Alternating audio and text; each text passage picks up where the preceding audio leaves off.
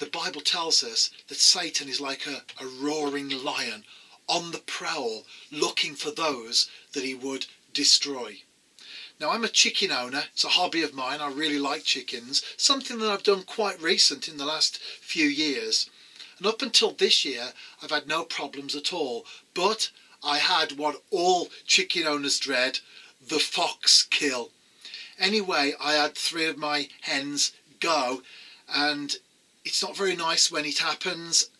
I didn't really expect it, but after that I went over my chicken house and the run, and I made it into Fort Knox. I went through every part of it and tightened the security, as it were, so that the fox or a fox in the future would not be able to get in. I invested in some real heavy duty mesh to create an enclosed, totally enclosed run, even along the bottom as well, so they couldn't burrow in. I'd got slabs down under the actual hen house itself. In fact, those things were already in place before, but there was a little bit of a weakness that the fox had exploited. Anyway, I was totally confident that this time I'd sorted it out. Anyway, just recently I got 2 hens this time, a white star and a speckled. If you're into your chickens, you'll know those. And I got up in the morning, went out to see them as I do, and what had happened is that I saw feathers everywhere. I knew something was amiss. My speckledy was slaughtered. I saw her there, and the white star was up a corner and literally been eaten away from behind, although she was still alive. I wondered what had happened, so I checked the house. Obviously the bolts were on, the doors were all secure. What had happened? Now, if you're familiar with a hen house, right at the very end there's the bit where they lay their eggs. It overhangs a couple of feet off the ground, and there are slats in the bottom which just slide in. So what had happened is that something had come and pushed up one of the slats, only a few inches wide, and had got in and had caused the carnage.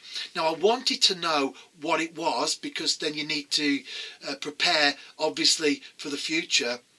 Now, the next night, the same thing happened again. This animal, this creature came back. One of the slats was pushed up. I then sprinkled some talcum powder on the inside so I could see the footprints, but it never came back a third night. But after thinking about it, I worked out what it was. It wasn't a fox, it wasn't a dog, just a tiny slat for it to get through.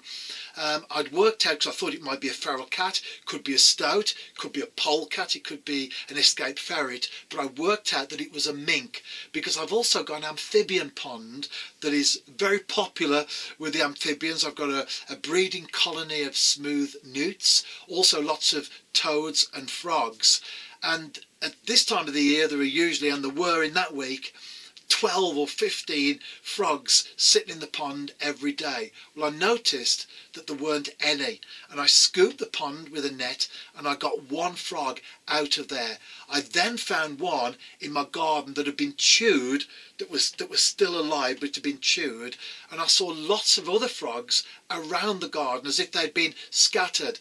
I worked out conclusively, 100% sure, that it was a mink, because a mink will swim and they are devastating killers. They're ruthless.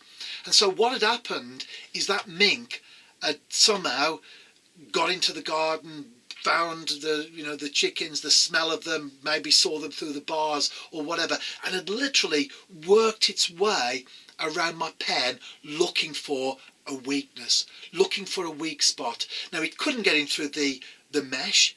The iron around the run itself was just too impenetrable. It probably tried. It probably crawled all over the top, went round the sides, tried to get in any way possible, but it was totally a no-go area for a mink to get in there. It probably went along the roof.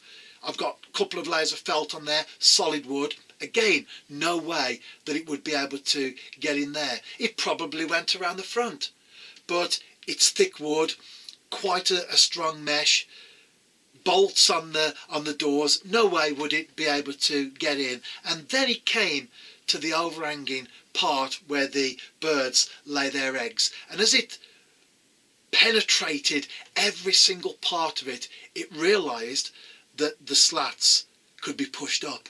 And that's how it got in.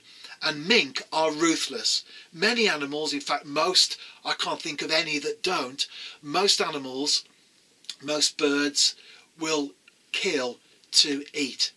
But the mink is very unique really, in the sense that it will just kill for the sake of it. And that's what happened in my chicken pen. And back to the text, that's exactly what the devil is like. We haven't got time to go into how the devil came to be on the earth as a disembodied spirit, but the bottom line is he hates God and he can't get to God. So what does he do? He does the next best thing in his eyes. We are the crowning glory of God's creation, so he tries to get to us. And we can tighten our lives up.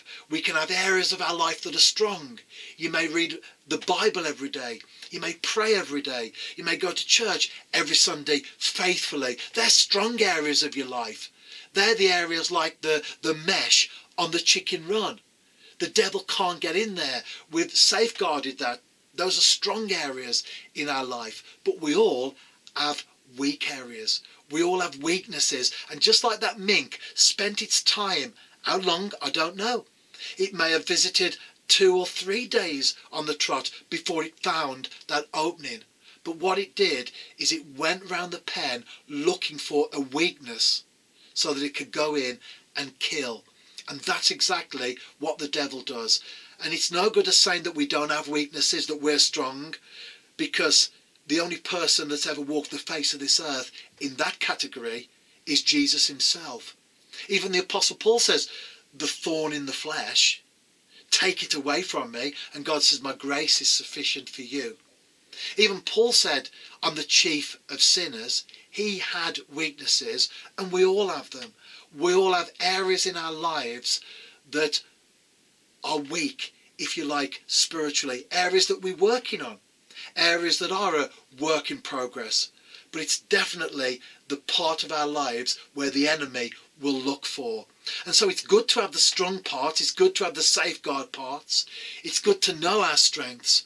But we also need to know those parts of our lives that the enemy will try to exploit. And what we do is what I did with the hen house after that.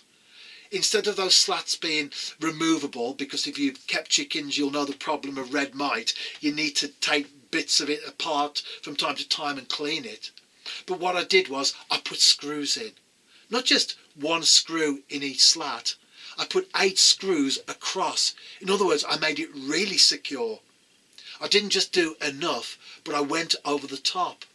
And I also got a piece of wood, the size of that box that hangs over the hen house, and I screwed that down as well. So now I'm pretty confident that my hen house is totally and absolutely secure from predators. The only way something is going to get in there now is if a lion escapes from the local zoo, or a bear, or something that could rip it apart, which of course is not going to happen. And that's what we need to do in our lives. We need to recognise that Satan is like a mink. The Bible said he's like a roaring lion, of course, but in our context now, he's like a mink in the sense that he will kill for fun. He wants to destroy our lives. He wants to cause conflict and trouble and misery. And he will look and he will examine and he will scrutinise and he will look for that weak spot that he can get in. And once he's in, once that mink was in, it didn't matter how thick the wire was on the run. It didn't matter how many bolts I've got on the door on the outside. It didn't matter how thick the wood was along the hen house. The mink was now on the inside and was able to cause its carnage and its death and its destruction. And once Satan is into our lives, once he's got that opening, that's exactly what he will do. We need to look, we need to examine, we need to spot the areas that we need to tighten up on, and then we need to do it so that we don't give him any opportunity whatsoever to get in and cause his destruction, the death, the turmoil, the conflict that he so wants to in our lives.